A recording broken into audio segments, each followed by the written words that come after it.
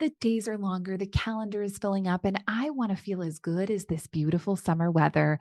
That's why I've been loving Groons. It's one daily pack of gummies that covers my greens, vitamins, and minerals, and even has 6 grams of prebiotic fiber. So I don't need to juggle a complicated wellness routine on top of everything else. They taste amazing. They're easy to toss in my bag on the go. Plus, they're vegan, gluten free, and HSA, FSA eligible for reimbursement. Save up to 52% off with promo code podcast at gruns.co. That's code podcast at gruns.co. Welcome back to TalkNorth.com. Thank you for listening. If you can, please download before you listen. It helps our business. I'd also like to thank our producer, Brandon Morton, and let you know if you'd like to sponsor this program or any of the programs on the network. You can reach me at jsouhan47@gmail.com.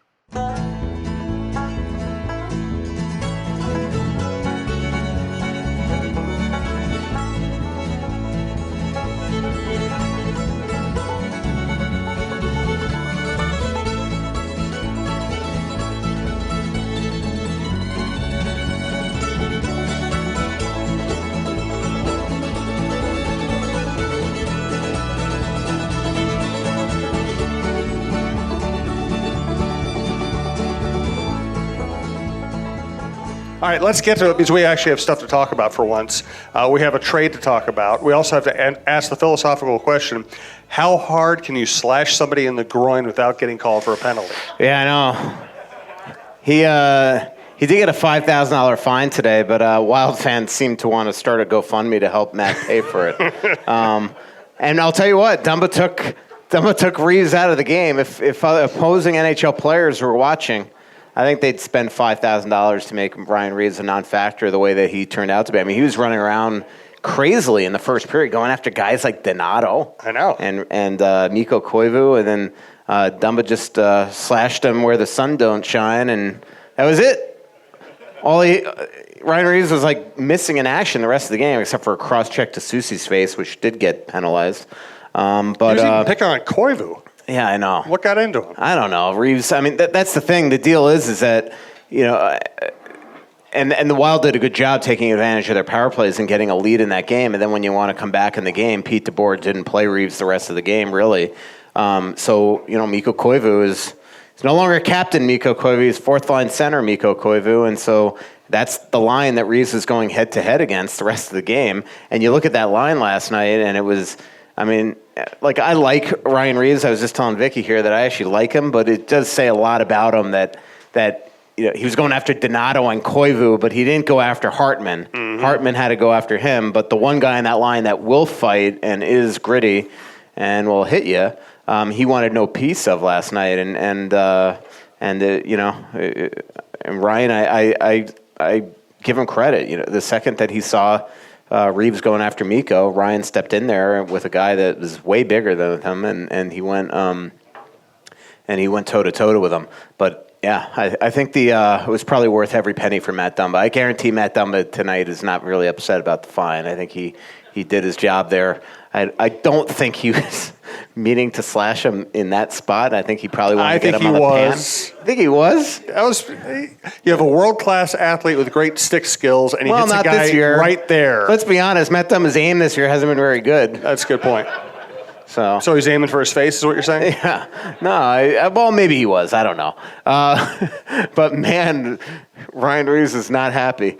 I was telling Vicky, though, like when I covered Vegas a couple years ago during the Stanley Cup Final before we had beat writers in every city, after the Wild were eliminated, they put me on Vegas, The Athletic, which, you know, really, they had to twist my arm. I really didn't want to cover that. No, I'm just kidding. So I covered that Winnipeg-Vegas series, and Ryan Reeves in his hometown scored the winning goal up there. And I got to do a feature on him that night. And, you know, he really is, like, he's one of the best interviews in the NHL. Like, there's very few people that you walk away from in the NHL after an interview and you're just laughing your ass off. And very few. And he is one of them. So I give him credit from that standpoint. It's somebody but of on the the tough ice, guy. he could be a donkey. There's no doubt about it. So many of the tough guys are really good off the ice. I feel like they just Yeah. kind of know their role. Yeah. They know that they're going to Yeah. get their face punched once in a while. They're okay Yeah. with it, and they're pretty relaxed about the whole Yeah, I situation. mean, obviously Derek Bugard here was like He was that. great. I covered Peter Worrell in Florida. He was exactly like that. Just a kind of a clown when you talk to him, and just laughing. I mean, he was willing to say absolutely anything. We were in Pittsburgh once. It's a funny story, but not a funny story. And Peter learned his lesson there. But we're in Pittsburgh at the Igloo once, and Peter Worrell, who was a 6'6" tough guy for the Florida Panthers, was called for hooking Darius Kasparaitis in the third period. I think Pittsburgh went on to score a power play goal and won the game like 2-1. And after the game, and Kasparaitis was one of the king divers in the NHL. And after the game, Peter Worrell said to Brian Begana and myself were the only two beat writers in front of him, but there were other cameras there as well. And he says to us, he goes, "I hit my girlfriend harder than that." Ugh. And I, as covering him, I knew that he was trying to be funny. And this is way years ago, where you would think you can kind of get away with that because there's no social media and all that stuff. And I right away, I'm like Peter, actually began to, we're like, can we give you a chance to retract that comment because it's not going to go over as like Peter Worrell, Worrell joked in the paper, and he didn't retract it. And then afterwards, we continued to work the room, and I went up to Peter. I said, "Peter, that quote is not going to go over well." And he goes, "Well, just don't use it then." And I said, "Look," I said, "here's the problem. If it was just me and Begane, I could almost make a deal with him and say, look, we know Peter was joking. We're not going to put that." But there were cameras around. Like, if all of a sudden there were cameras running and it's a big deal tomorrow, my editor's going to be like, "Where the hell were you?" And so Begane wrote it really high. I kind of buried it in my story, and I did put Worrell, clearly joking, because I knew that he was clearly joking. But as you can imagine, the next day there was unbelievable fallout. He had to talk to the league. We were at practice on Long Island at the Islanders practice rink, and Peter Worrell, we were in the lobby of this little practice rink, and Peter met with the media to apologize and was like crying during the apology, and it was just brutal. But other than that, Peter was usually had some very good one-liners when he was talking to the media. So I guess I should introduce the show now that we've done 10 minutes. Oh, yeah. This is the Russo Hockey Show, part of the TalkNorth.com podcast network. Please follow us on Twitter at TalkNorthPod. We have a bunch of new outdoor shows coming out now. We're working with Ron Scherer Productions and The Flush and Minnesota Bound, a bunch of shows, and even more than we've already put out. We have a lot of big plans working with them. Of course, we have Michael, we have Cheryl Reeve, Roy Smalley, John Krasinski, the best experts in town. So check out the network, subscribe to your favorite podcast app. We are live at Tin Shed, and it is a big crowd. biggest we've ever had, honestly. Probably the biggest. We're going to have to take a group picture. I think the 200th show we did was also kind of a sellout type deal. So thank you for coming out. We appreciate it. We don't deserve it, but we'll take it. We do appreciate you being here. And we will take live questions anytime during the show. Just come up and grab the mic, and Brandon will direct you. We'll also do some Twitter questions later.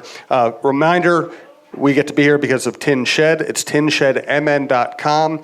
They host a lot of parties, birthdays, sports teams, company holiday parties. They have a bunch of new menu items. If you go to their website, you'll see updates on the live shows. You'll see Michael's face. You'll see their buy one, get one free deals, the take and bake pizza things, the fundraisers they do with that, and also their coupons. They actually have coupons on the website. There's always a deal here, and as you can see, a million TVs and a lot of fun stuff to do here. So thanks to Tin Shed. License plates all over the wall, bikes. That too. There's like a bike. Okay, we're going to get to Is it a marlin or a swordfish? One of the two? It's one of the two. You're the guy. You're Mr. Florida. You should know. I know it's a marlin. Okay, there we go. I covered the marlins. It's just going to be random association all night. I'm okay with that. We have a lot of time. He'll fill some of it with some goofy stuff. That works. Thanks to our other sponsors, Twill in the Edina Galleria, Grey Duck Vodka, FixologyRepair.com, and Tony Hoagland, your State Farm agent Champlin. So let's get to the deal. What did you think of the Zucker deal? Did anything about it surprise you? Can you believe that Brandon has produced like 230 of these shows? Just us. We all have Not our even- crosses to yeah. bear. and he's only gotten cars stolen 11 times out of those 230. See, that's a pretty good ratio, actually. He usually gets through 10, 11 shows before he gets his car stolen. Yeah, exactly. You know what? I'll tell you if I like the deal when we see what type of player Kalen Addison is, or the first round pick. I'd rather you tell us right now. But look, I like the get that they get for him. You know, I get why they had to take Alex Galchenyuk back. My biggest concern on this whole trade was that they were going to have to take Jack Johnson or Nick Bukestad back, and I don't think that you want to take on that salary in term at all. So you get an expiring contract to make the math work, and then you kind of get rid of him, and then once Galchenyuk's gone, now all of a sudden, then you get this prospect that is definitely the Penguins' top prospect. Had a great World Junior. Now, I will caution you, World Juniors don't mean everything.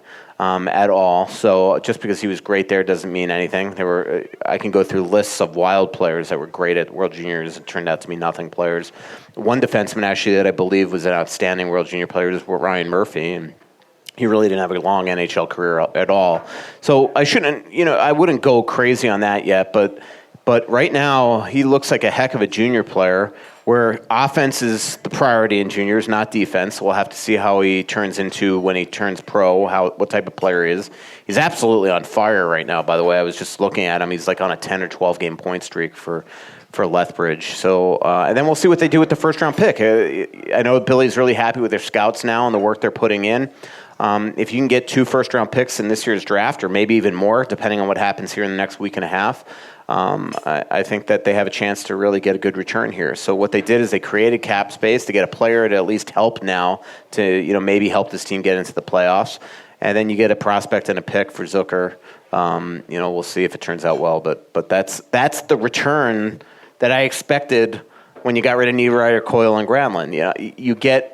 There's ways to get players now and futures, and that was always my issue with just the moves that Paul made, is that I felt like he his whole thing was hockey trade, and he did a lot of one-on-one things. And I just think that when you're trading established players like these guys, you should get a haul back, and you got to stay patient.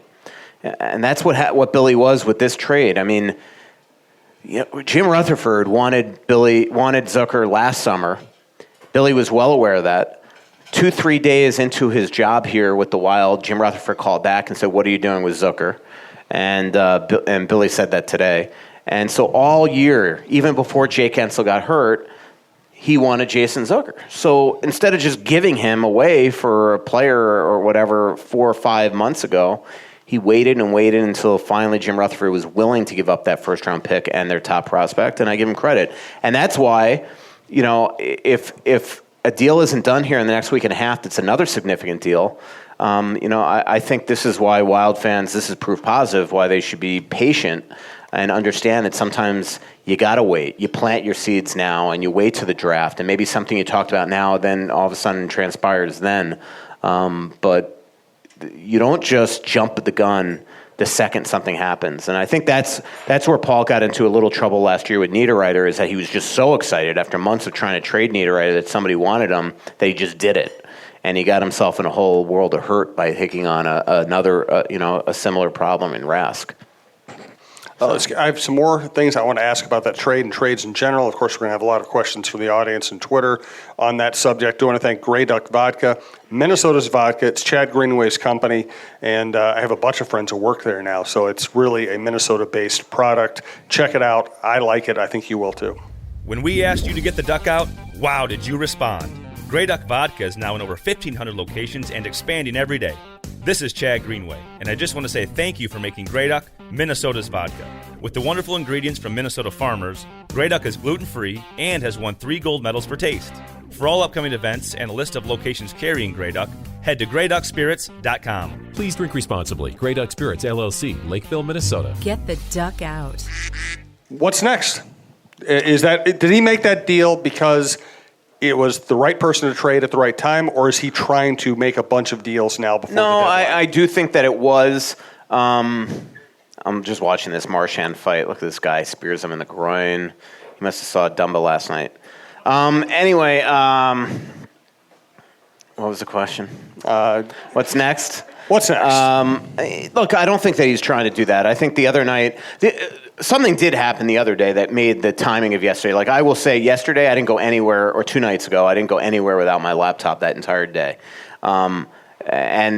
Coincidentally, right before the trade, 9 minutes before the trade, I got in my car to go to dinner. And the last thing I did is I ran back in my house because I forgot my laptop just to put it in my back seat. Because all day, 2 days ago, I thought Zucker was going to get traded just because Jim Rutherford, I know him so well. Jim Rutherford, who's so into reading clips and stuff, wakes up in the morning and he sees all of Jason Zucker's quotes and says, whatever happens, happens. I'm done dealing with it. I'm done worrying about it. He clearly wasn't happy being on the fourth line. So it was just the right timing for Jim Rutherford to restart negotiations. And so all day I just kind of expected it that day. And then, of course, it happens while I'm driving. So I missed a call from a source right before it got out. It's crazy how quick stuff gets out. Like Jason told me this, like essentially the second he hung up the phone with Billy Guerin, that it was out, and which just shows you that the second the trade call's done and Central Registry gets a word or approves a trade, that it's out to the broadcast teams, the national rights holders, pretty much immediately. I assume that's what happened. So anyway, what's next? It really does depend on what happens here in the next week or two. I don't think he's going to pull the plug on the season unless the Wild show him that there's just no chance that they're going to make the playoffs here. It's such a hard decision if you're Billy Guerin. Like the two obvious guys right now that everybody's looking at is Brodin and Dumba. Dumba is, when you ask me what's next, Dumba I think is the most likely to go. The question is, does it happen now? Does it happen this summer? Does it happen? I think that if you're going to trade either of those players, if you're Billy Guerin, you have to hold out for a number 1 or 2 center or a number 1 goalie. And most likely you're not getting a goalie. So I think you got to hold out for a center. That's where this team, the needs are. And we saw it the other night. I mean, the Wild outplayed Colorado all game long. They should have won that game. And when this team gets good goaltending, they're a decent team. They could be a really good team.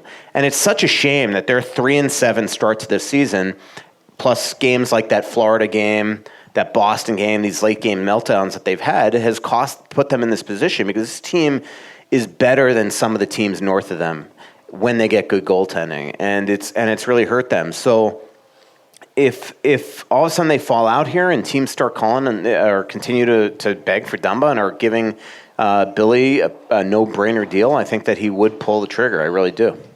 But what I was getting is that what makes Billy's job so hard is that last night, you see how good Brodin and Dumba are as a tandem at times. They were outstanding yesterday. And so if you're a GM, it's just so hard to do that job, because last night I'm sure Billy Guerin's walking out of the arena thinking, how the hell am I going to, why would I trade either of these two? And so it's just such a hard decision to make. And when their top 4 is good, they're freaking good. Suter was so good yesterday. And Suter's playing a string of great games. He's, deep down, if you actually look at his season as a whole, he's having a good year. I mean, he's 3rd in scoring in the league since Thanksgiving for defensemen. There are going to be those times where he's exposed, like any defenseman, you're playing 27 or 28 minutes, but he's having a good year, and Spurgeon's starting to play much, much better. Now it's you just see them wax Vegas the way they do, and it just gives you pause to make any further big sell changes. Would you be worried about trading Dumba at a time when he might be at low value? It depends on what let's put it this way: it depends on what the return is. Right. There are teams that I think that are looking at him and not doing that. Not if the value is low, and I don't think Billy would ever trade him. Let's put it that way.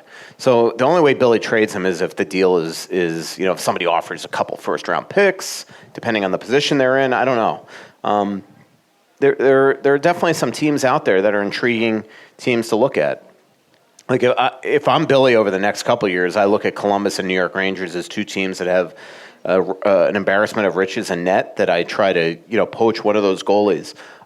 If you're dealing with a team like Carolina, to me, if you don't get that center Neckish, is it, or I don't even know how to pronounce it, but then you don't do the deal. Billy is the one that is acting in strength here because these guys have term left on their deal. And so, it might be smart to wait unless you get, because the other thing is, like, I wouldn't want to trade Dumba if Brodin's going to walk. So this summer, I think it's important to get with Brodin and see what he's going to command on a new deal and try to re-sign him.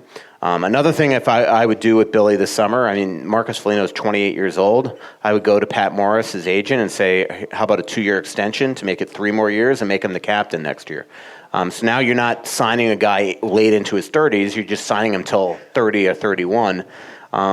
So there are things that I think that are going to do this summer that Billy has given himself the ability to do because he's created potentially cap space here, assuming that Galchenyuk is going to be leaving as a pending, as an unrestricted free agent. All right, well, let's talk about Galchenyuk here in a second. We are planning on our next 2 live shows here at Tin Shed in Savage, March 11th and 25th. They're both Wednesday nights, March 11th and 25th, 7 p.m. to 8 p.m. Come out if you can. We really appreciate everybody showing up all the time. It's been a blast. Also, thank you to our longest-running sponsor, Twill in the United Galleria, twillmn.com. Jim usually doesn't like to shop for clothes. I don't like it when he shops for clothes either, because he used to buy stuff I'd want to throw out. That's why I'm so glad he's found Twill in the Edina Galleria. He likes shopping there because of the comfortable environment and the friendly staff. He finds clothes that actually fit him properly and are high-quality brands that will look great for years, whether he's golfing or working. Our favorites so far are Peter Millar, Johnny O, and Barber. We spend our money at Twill because we love the clothes and we love the no-pressure shopping. Drop by Twill in the Edina Galleria for the best shopping experience and best clothes you'll find in the Twin Cities. So Galchenyuk, there's some talent there. But he was buried by Pittsburgh. So Yeah. what are the odds he makes himself into some kind of a player here? He's going to get the opportunity on the second line. Last night, I think, is something that nobody should really look at. I mean, the guy shows up at 2 o'clock. He's playing with new line mates, didn't get to skate with his new team. That line was terrible last night and they had trouble getting in the game because there were so many penalties early in the game.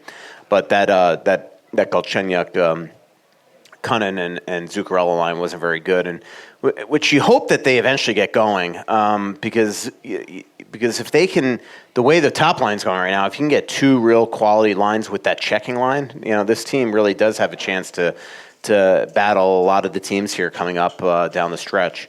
But in terms of making a name for himself here, I just don't see how it possibly, even if he was great here, I don't see how he stays if he's playing left wing. I mean, they have too many wingers. They don't need another left wing. If he was going to center, then I think that he'd have a chance to potentially stay. But just look right now. I mean, next year your top 4 centers are going to, assuming no more trades, is you got Parise/Kaprizov as your 1-2, and then you have Foligno and Greenway and Donato on your left side. And then on your right side right now, you have Fiala, Zuccarello, Cunnin, and Hartman. They have too many wingers, so I don't see how I don't see what Galchenyuk could possibly do to stay unless he's willing to sign a really, really cheap deal. And frankly, he might have to stay in this league right now. So I don't see how it happens here. And everybody I talk to about him says there's a reason why everybody says he's a winger. Now, I know he started his career playing center. He, even after the game last night, said, no, I'm a winger. Mm-hmm. You just watch him. I mean, he does not... what I'm going to say is going to sound bad, but it's a scout term, and it's going to sound like I'm making fun of him, and I definitely don't mean it like that. But, it takes a special player to play center in the NHL. It takes incredible vision and incredible hockey IQ. And hockey IQ, you could even see last night, he lacks in that area. So I think that's why people think he can't play center.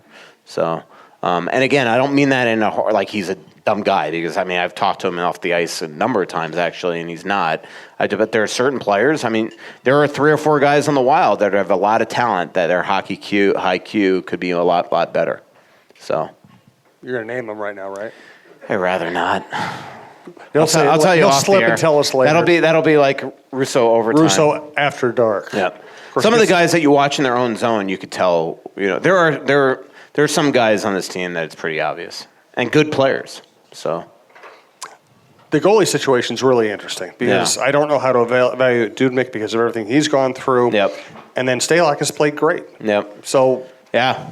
Is it a dire need still? Or well, I think so. I think they've got to figure it out. I know internally I wrote this. I don't know if I wrote it in a story. I think I did write in a story that internally they're talking about Capo Kakinen. I think I wrote that yesterday. Internally, they're talking about after the trade deadline, bringing Kakinen up and giving him 10 games or so just to see what they got. Because if they don't feel like he could be the number one next year, then they really do this summer have to go out and get a goalie, whether that's via trade or, say you think Kakinen could eventually be the guy but isn't ready now, then maybe you go out this summer and you try to sign a Robin Lehner or a Corey Crawford or a Markstrom or something to a 2 or 3 year deal. So you're not going super long-term on a goalie, and then you're buying more time for Kakinen and Robson and Hunter Jones and those guys to develop. But they've got to figure it out. I mean, look, I think everybody here knows how much I like Dubnyk. I think the world of him. I think the world of his family. But he hasn't had a good year. And it's just that simple. I mean, it pains me to say it, but like that, the goals that he gave up against Colorado need to be stopped. It just can't be. And you see the demeanor on the Wild players when those goals happen. The second goal against... who was it? The Boston. The Torrey Krug goal. I mean, everybody turned around and was like, "Are you kidding?" The first goal the other night against Colorado, Belmar, the shorthanded goal, and those things kill you. And so I just think that next year, you just can't come into the season with the players thinking that's basically the number one. So I'm not saying that you have to get rid of Dubnyk this summer. I mean, again, it might be some hurt feelings, but you might have to come in with 2 expensive goalies next year. They've created that potential cap space, if that potentially is something that they need to do. Or the other option, which I hate to say it, is potentially, again, he's got 1 year left on his deal, is you even buy him out this summer if you can't trade him, but we'll see. And you view Stalock as a career backup? Yeah, I mean, look, I think everybody also knows how much I think of Stalock, but he does have an MO that he can play 2 or 3 games in a row, and then there's that one that's not very good. And I like him, but you just wish he was a foot bigger, 5 inches bigger. I mean, there's no way to manufacture that size and net, and so he's got to play a style that sometimes is easy to beat. But man, last night he was great. The way he plays the puck is special. I mean, tomorrow night the Rangers, if and I can't even pronounce his name, but if the Rangers tomorrow night could be a fun game with the 2 goalies in net because they both want to score goals. So if one of those teams is up by 1 with about a minute left, look out because they're both going to be looking at the empty net. I love watching Fiala play, and I know he's not a complete player yet. I know he's probably turning not great into defensively, but man, he's one of the most entertaining players in Wild history already. No, I agree. Something's clicked in the last week and a half, because even when he was producing during the month and a half, 2 months starting November 2nd, this is not what we saw of him. Now you see it on the ice. He wants to be a star every shift.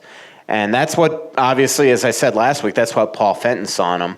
I also, as I said on last week, I love talking to the guy. Like, he's a very interesting guy to have a conversation with. And so that feature I wrote 2 days ago that probably got a little overshadowed by all the Zucker news later that day, so hopefully you read it. There's a lot of really cool stuff in there. And the one thing that he says is that I want to be a determining factor every single time on the ice. I want the puck. And sometimes that can come off as brazen and overconfident and cocky, but freak. I mean, we've all watched this team for 20 years. Yeah, we've covered enough nice guys who can't score. It's about time we see a player like that on the ice. Like, I want somebody that wants the puck and wants to be a difference maker, and you saw it. That shift, now I don't want to take away from the job that Parise, Staldum, and Brodin did on that shift, but that shift that Fiala scored yesterday, that was all pure determination. That was a guy that wanted to score a huge goal there, and he did. And he's super fast. He's got a great shot. He's got skill that very few Wild players have had. And you just hope that it continues, because that's the next thing. I've seen this. It's like I wrote, when we were in LA this year, I wrote a story on him that actually Wild fans in the comment section were ripping me about. But I've seen this before. A 23-year-old with this type of skill is not, just because there are some guys that step into this league at 19 and 20 and 21 and 22 and are stars right away or get it right away, it does not mean that every player is a robot or built on a computer and that every player is the same way. Some guys take a while. I saw it with Olli Jokinen in Florida. I think Olli Jokinen is the all-time leading scorer in Florida history. But he was a freaking bust about to go back to Finland after year 5 when he was on the LA Kings and then the New York Islanders and then the Florida Panthers and on his third team. And Mike Keenan was giving him tough love and he wanted to quit the sport. So it happens, and we're seeing that now. This is a different player than we saw. I mean, this is 10 points in his last 5 games. This is 4 multi-point games in his last 5 games, and everybody wants to play with him. Like Parise, who doesn't gush over anybody, was gushing over him last night and smiling as he was doing it. And Parise, when he was playing on a line with Koivu and Fiala, he didn't want to be off that line. Like everybody wants to be on playing with him right now. So it is. You're right. I mean, he's a fun player to watch, and hopefully it continues. I want to ask about Stahl and Foligno. You mentioned Foligno earlier. Let's thank Fixology Repair, location downtown Minneapolis in the Skyway, right above Crown Bank. The location in St. Paul, walking distance from the Wild offices in the Skyway there. The big mothership store, Mall of America, 3rd floor by Nordstrom's, and also they have a location in Toledo, Ohio, if you're ever out that way. Hi, this is John with Fixology Repair. For the better part of a decade, we've been privileged to serve you for all of your jewelry, watch, and smartphone repair needs at the Mall of America. Since Minnesotans largely hate going to the mall, we expanded 2 years ago to reach you in the Minneapolis Skyway. And now this year, we're pleased to announce we have a new location at Wells Fargo Place in the St. Paul Skyway.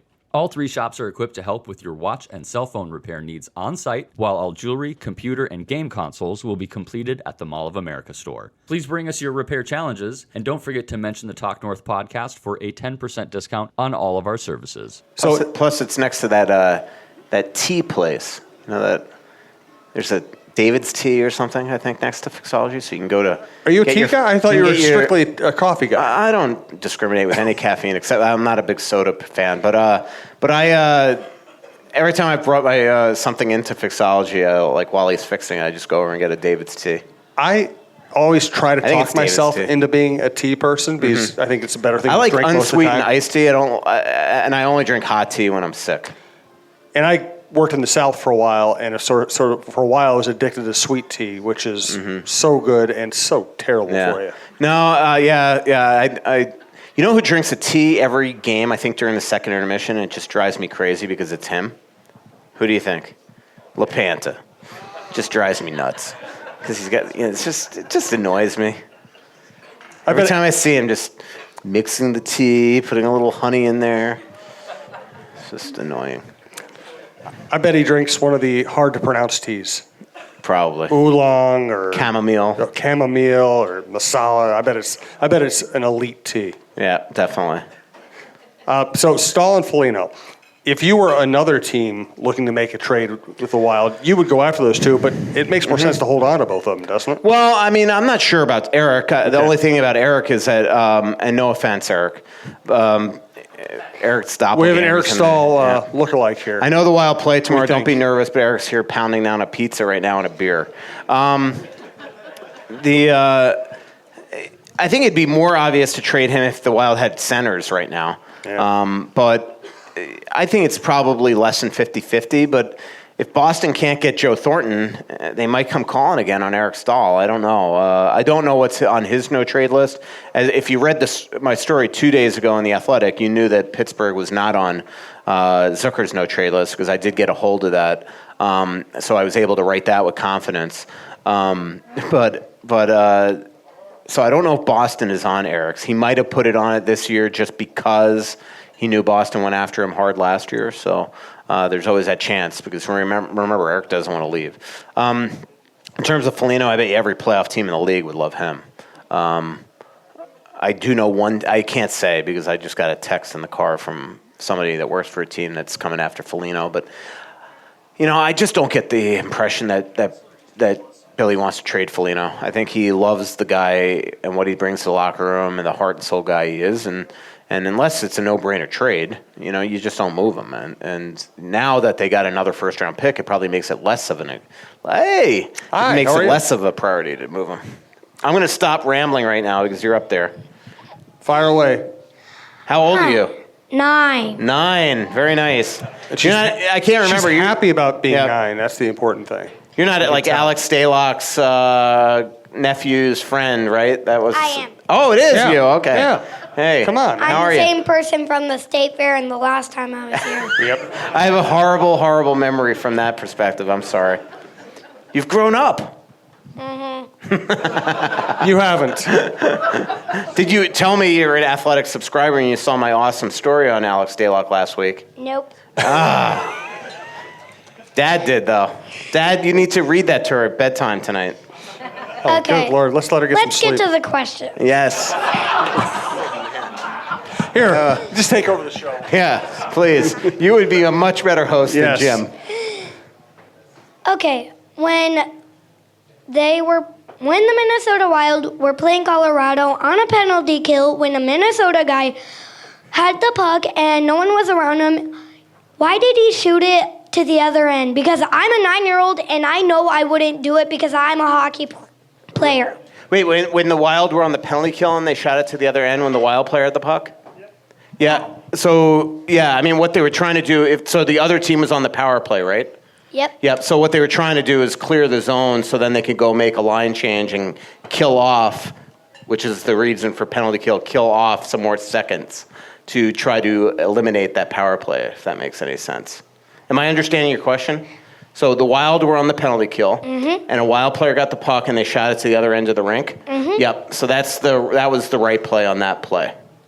Because you want to kill, if the other team's on the power play, you want to kill off as many seconds as you can, so then you can get back to 5 players versus 5 players. At her level, it's icing, though, now. Oh, that's, there's, Offside. There we go. I got you. So I did not know that. So yeah, so on a penalty kill, there's no icing. So in the NHL, which actually it's funny that you bring that up because a couple players told me from my poll that I did where they want to change rules that they think there should be icing on that play. But in the NHL there is not, which is why a lot of times I always say that, when the other team's net is empty, and say you're leading by a goal, and it's the last minute of the game, and the other team you take a penalty, but the other team now has an extra attacker on the ice. Sometimes that's actually a good thing, because now when you get the puck, you could shoot for the empty net and not risk icing.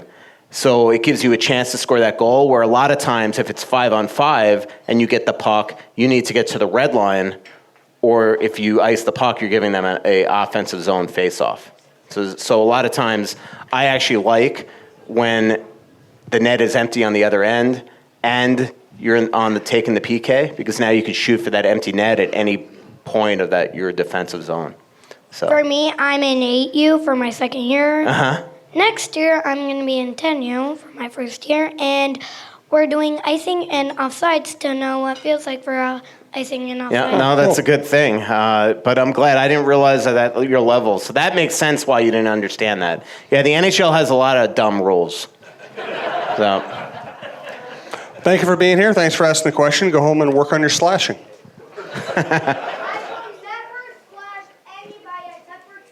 Just wait until you get ticked off. On Twitter, by the way, more people can come up and ask questions anytime. We'll take your questions. We appreciate you being here. From our friend Kevin Lukow, are there plans for a Winter Classic Russo hockey show from the Target Field Plaza the night before the big game? Probably not, but I appreciate your interest. Maybe. But we'll see. It's going to be awfully cold. Yes. Yes. So, and we're both wimps. Yeah. And just so later this month, after the opponent is chosen and announced, which is coming up, we'll have a lot of cool little announcements from the athletic point of view. We're going to do a subscriber party at a very well-known establishment, so that'll be pretty cool. Then we'll be doing a lot of cool stuff. Might have a little owners party at somewhere too, Jim. A little a writer party, media party. So, Yes, sir. Yeah, feel free to sit down, Pedro. Paul. Call me Paul. I got 2 questions, if that's okay. Yeah. In light of how good Fiala is playing, Do you look at that trade a little differently now, or do you still think they should have got more? Well, I still think they should have gotten another piece, but that doesn't mean that it was now a bad trade. I mean, now obviously, look again, everything changes, right? We'll see. Right now, it looks like it was a heck of a trade by Paul Finn, no doubt about it. Regardless that they didn't get another draft pick or a player or something. You know what's really funny about that trade is the guy that I wanted, that I knew that they were going to trade, was Ryan Hartman. He was the guy. I thought it should have been a trade for both Fiala and Hartman, and then because he didn't get Hartman in that trade, what happened right after is the Flyers traded for Hartman, which is just funny. You know? There you go. You know, something else just on another subject that I was just thinking about today is how See, it was smart for you to sit down because it's going to be a while. How eerie it is how Galchenyuk and Zucker's careers, how Zucker's career has affected Galchenyuk. So 2 years ago at the draft, when the big story when Paul first went crazy on me is when I found out that there was a trade on the table for Niederreiter, Zucker, and Tyler Ennis for Dvorak and Domi. And then what happened is that trade didn't go through, so Galchenyuk winds up getting traded to Arizona. And then what happens is Zucker was going to go to Pittsburgh for Phil Kessel. Phil doesn't waive his no-move clause, his no-trade clause, excuse me. And then Zucker stays here, and then Galchenyuk's traded to Pittsburgh. And just how funny it is now that Zucker's traded to Pittsburgh for Galchenyuk. It's like Zucker's career is just like affecting Galchenyuk in every single way. And bizarrely, they have exactly 132 goals each. Weird. The other question I have, the geek line. It was going well till Eriksson got hurt. When he came back, they didn't reassemble it. Why?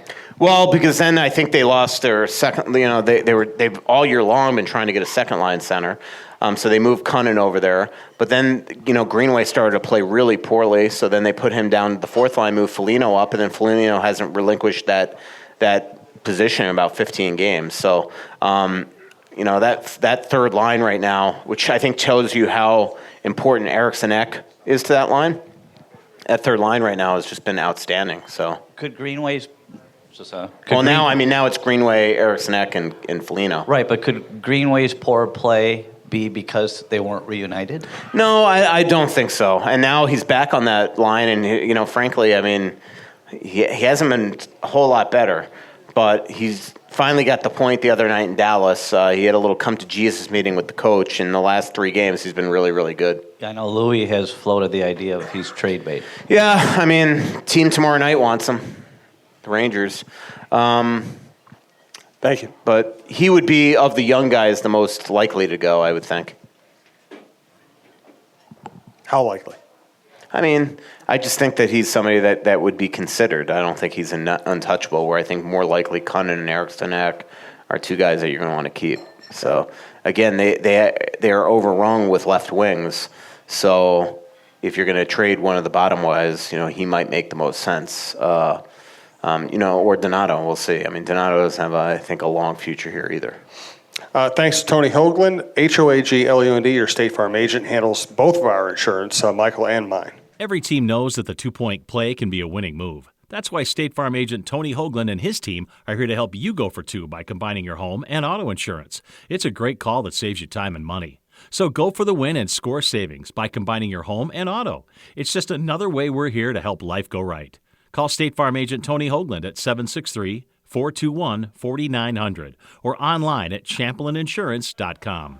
Chad Magnuson asked if you can listen live to the podcast. I know he's going to hear this late, but we have capability of doing shows live. We don't, though, because Michael's going to say 18 things he's going to regret, and we have to edit them out before we put the show out. So it's Michael's fault is what I'm trying to tell you. From no disagreement at all. I wasn't listening. I know. That's why I thought I was thinking about past you. Text message I just got from somebody.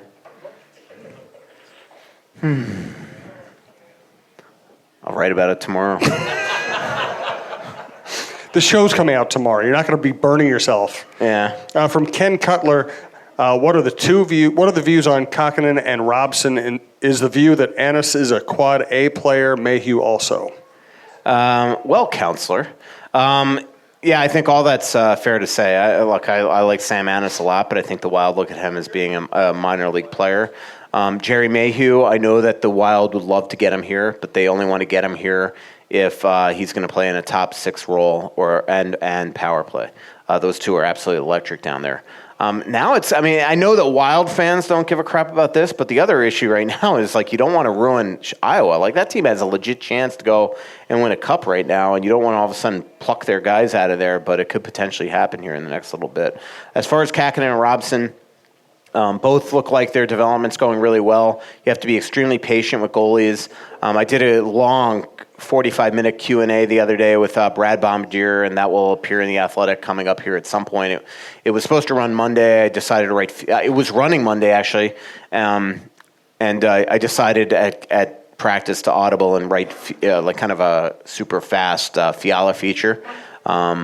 And then it was going to run today if I had written it. And I've transcribed everything, but you still got to clean things up. And I honestly just needed a mental day today. I knew I needed a mental day today from not writing when I could not. That gamer last night was probably the worst thing I've written all season. So you've written worse. Well, I know, but man, like it was I've written probably 30,000 words this week. So just I needed to.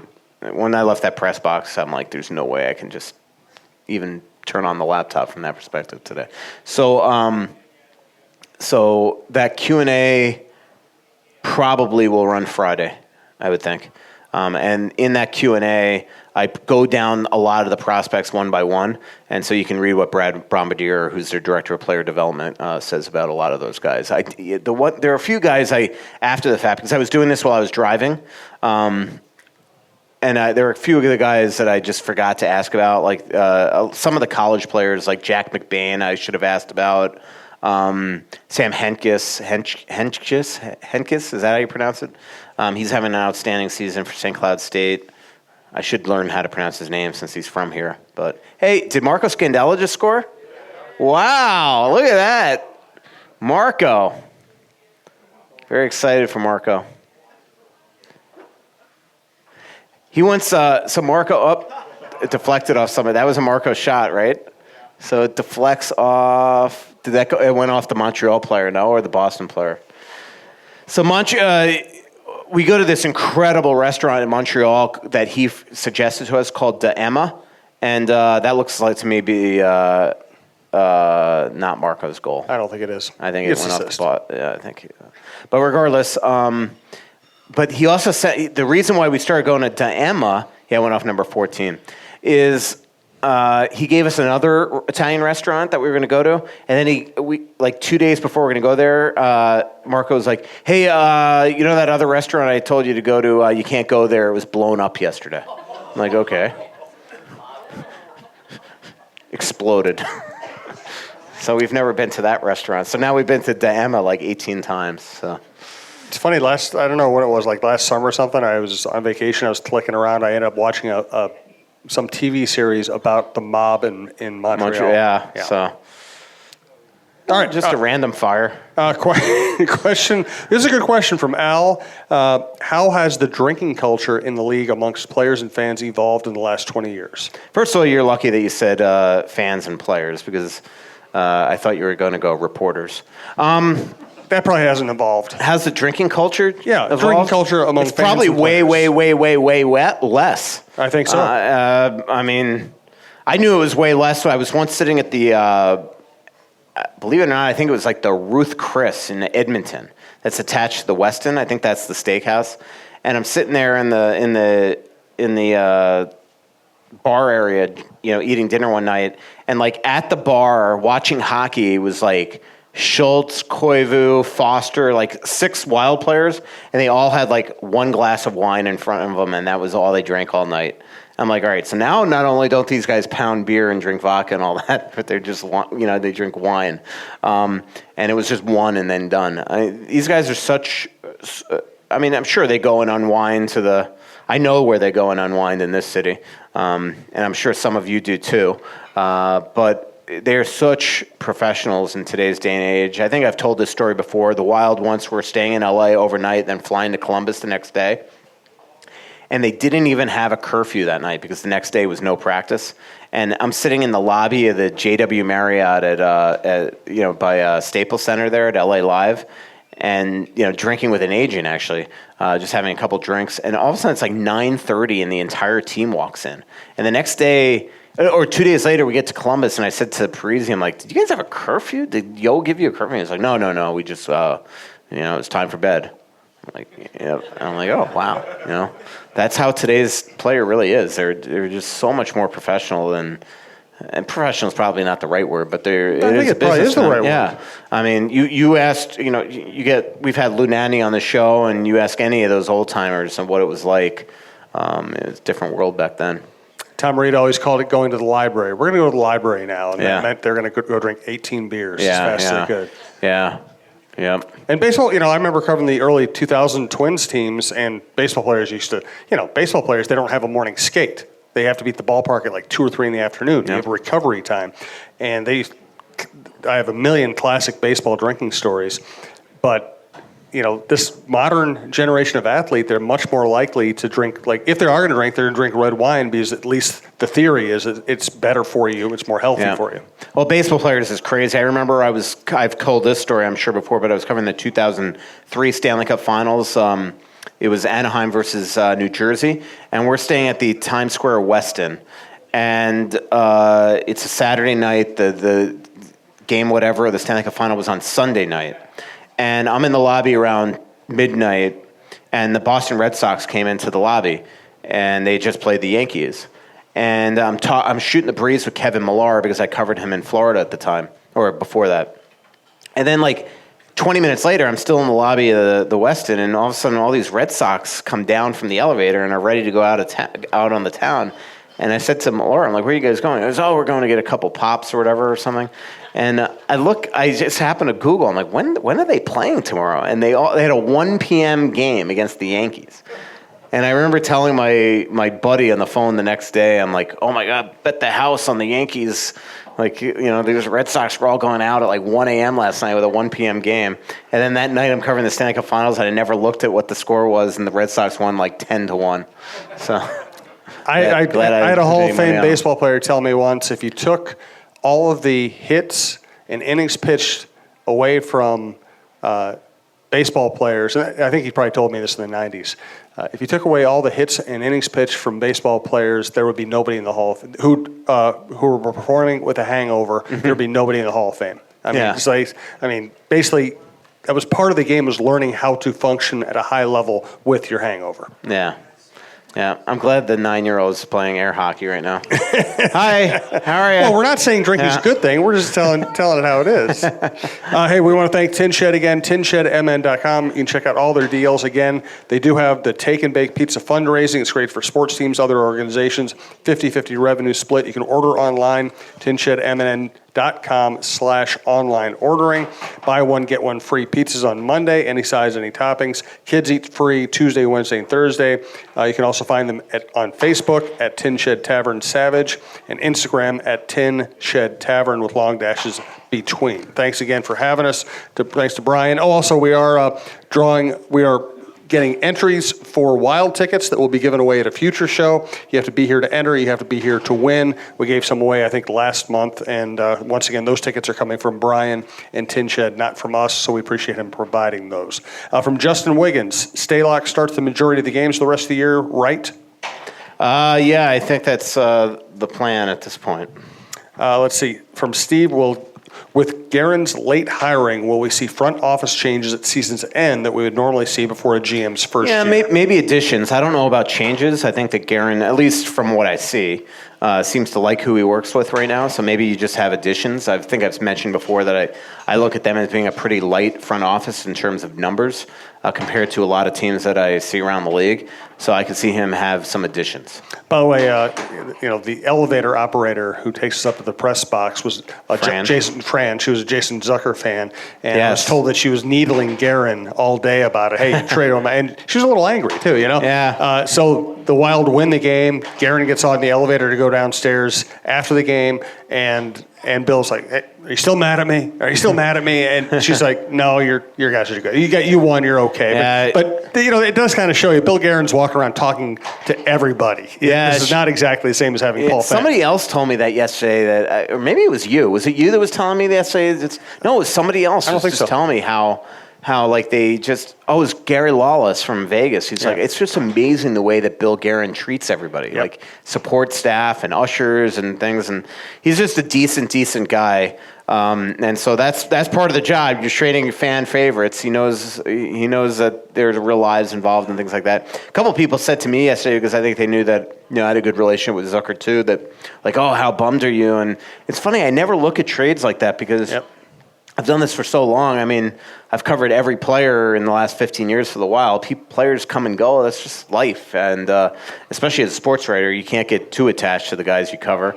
So yeah, I mean, hey, it sucks. So he'll be missed here. You wish him well. You're glad he wound up in a great place. It also shows that sometimes modified no trade clauses work for the player and work for the team. The Wild got a good trade out of it. Pittsburgh gets a good player, and he gets to go to some place that he helped dictate and didn't wind up in Buffalo or Ottawa or Edmonton or Calgary or some other place that I'm sure was on his no trade list.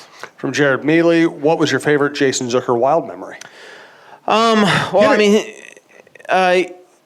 first one that came into my mind, I won't say. That was very early in our relationship, and it wasn't the greatest moment, but it probably helped because I just didn't like the way he answered the question. I said something to him after, and ever since it was much, much better. But, I just liked him as a person. I just think that he's got a great heart. I love the things that he and Carly do genuinely in this market.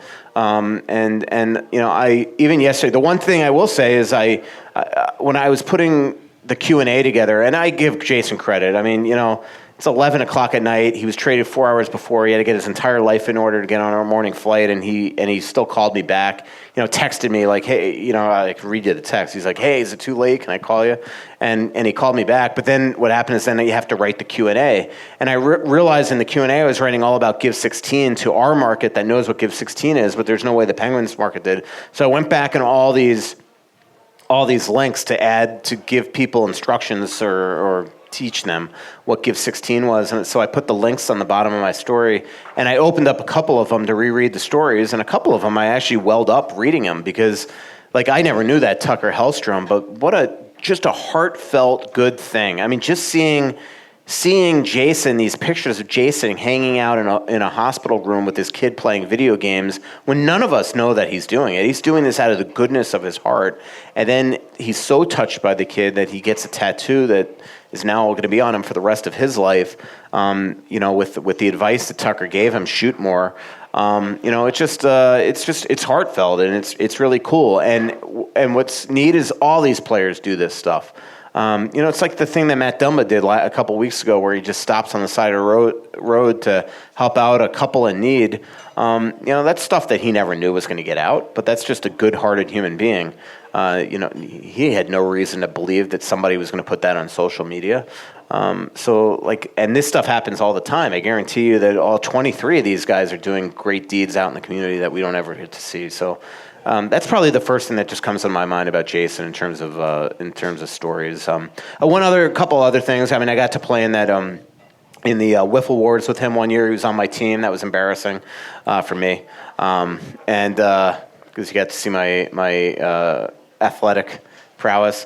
And then the other cool thing that was really neat is I did a story once, part of the Give 16 campaign, where he delivered coffee to Hennepin County Regional Medical Center down in downtown Minneapolis, but then he went to the fifth precinct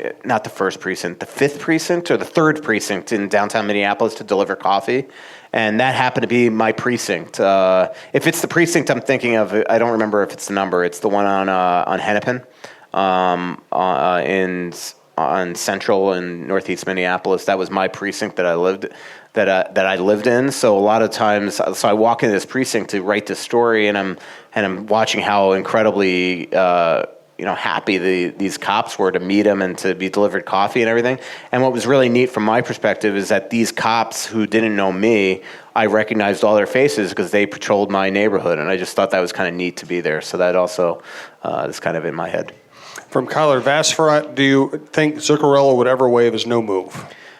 I mean, it depends on the situation, but I don't think any team would take him. I mean, I just don't. He's got 4 years left at $6 million apiece, and with a no move clause, then you got to protect him in expansion. So I just don't think he's tradable now. Maybe a couple years. Hey, maybe a couple years. Down the stretch when a little more term comes off and Seattle expansion is behind, then maybe another team would be interested in him. But right now, I don't think it's feasible.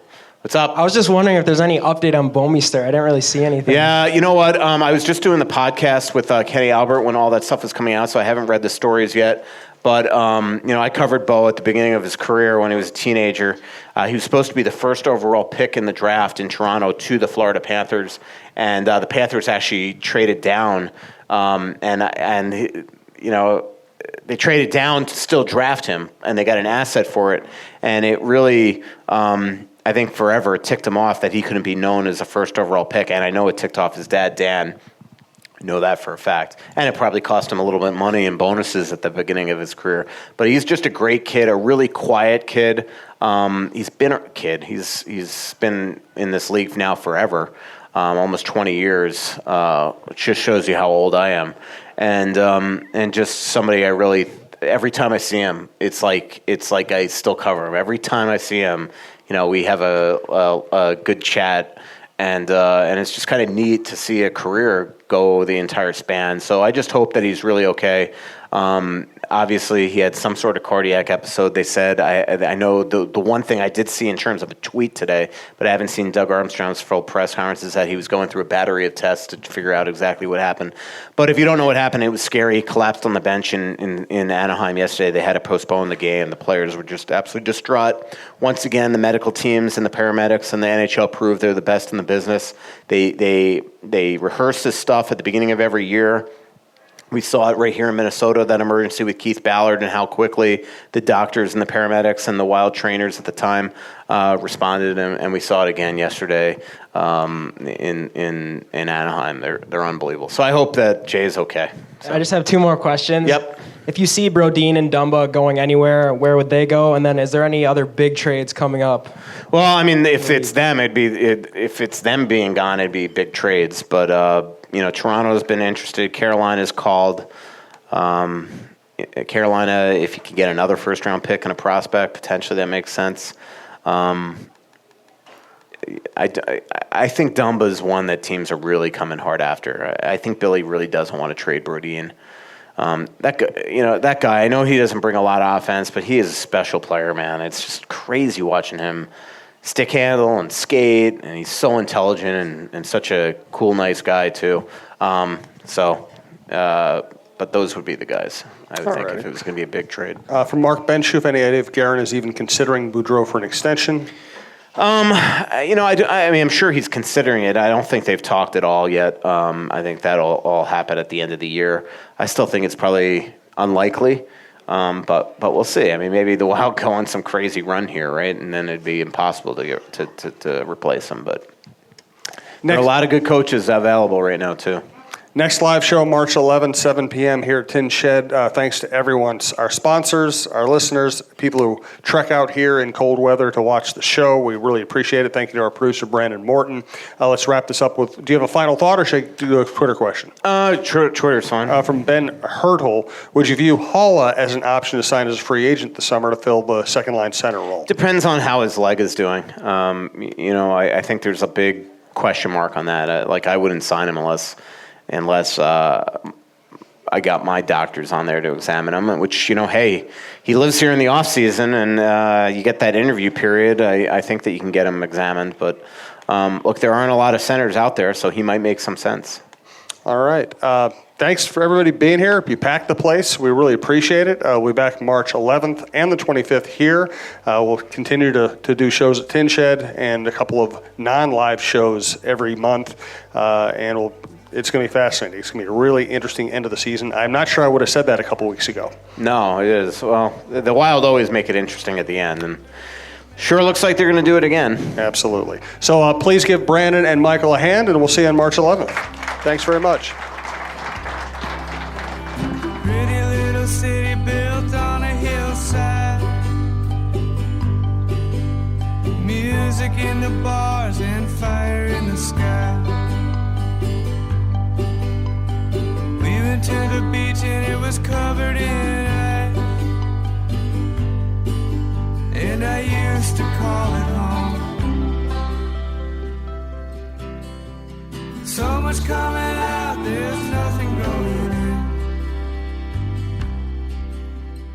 I know that you feel like you're never gonna win. Oh, but the world won't forgive